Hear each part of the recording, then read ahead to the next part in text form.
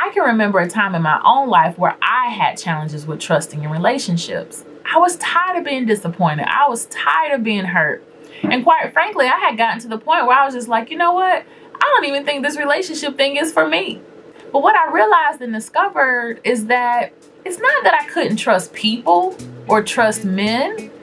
It was really that I didn't trust myself.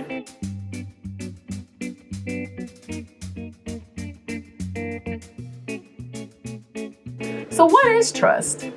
Trust is simply the confidence or the belief in something or someone. For those of us who feel like we have challenges with trusting, if you think about it, you actually trust more than you give yourself credit for. For example, when payday comes, you trust that your money's gonna hit your bank account on time. When you're traveling, you trust that you're gonna get to your destination safely. You even trust that when you sit down in a chair, that chair is gonna hold you up and not collapse on you. We can build those emotional walls as high as the sky, but it still doesn't fully protect us from being hurt by people. But it's how we manage that hurt and how we manage that difficulty, how we manage the pain and disappointment that makes the difference. Let's say you grew up with a parent who made statements like, men can't be trusted or women can't be trusted. What happens is when we hear those messages, it begins to create this negative perception about men or about women. And so when we actually get to a point where we begin to engage in relationships with those type of people, we go in with our guard already up. We go in with a wall up, believing that we can't trust. When in actuality, our mother or our father, they've projected their negative experiences onto us.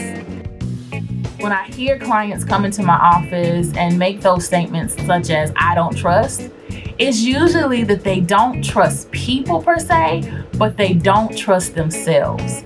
And in order to learn how to trust others, we definitely have to know how to trust ourselves first. But oftentimes, we're listening to everybody else's voice but our own. We're listening to mama's voice, or we're listening to granny's voice, or we're listening to our friends' voices.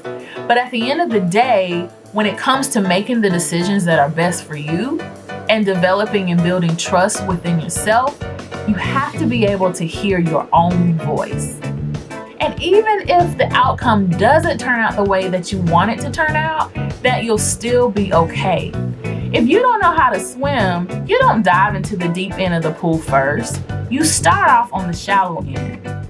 You start off on the shallow end in order to get familiar with the water, learn the techniques that you need to learn in order to swim, and then gradually move out into the deeper parts.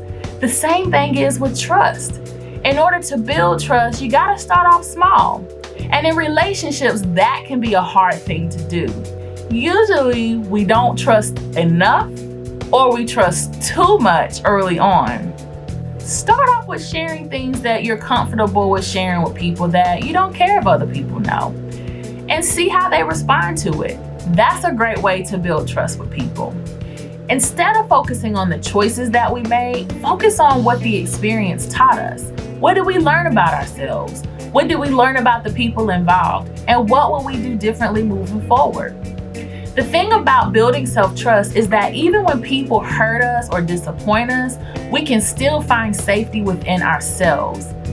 Maybe that's why some of us are walking around so unsettled in relationships, because we're looking for safety and security in other people, and we're not even safe and secure within ourselves.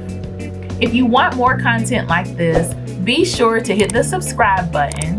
Also, be sure to share this video with your friends or family, like, comment on it. We want to hear your feedback. Also, don't forget to follow us on our other social media platforms. We're on Facebook at The Soar Firm LLC, and we're also on Instagram at The Soar Firm. Until next time.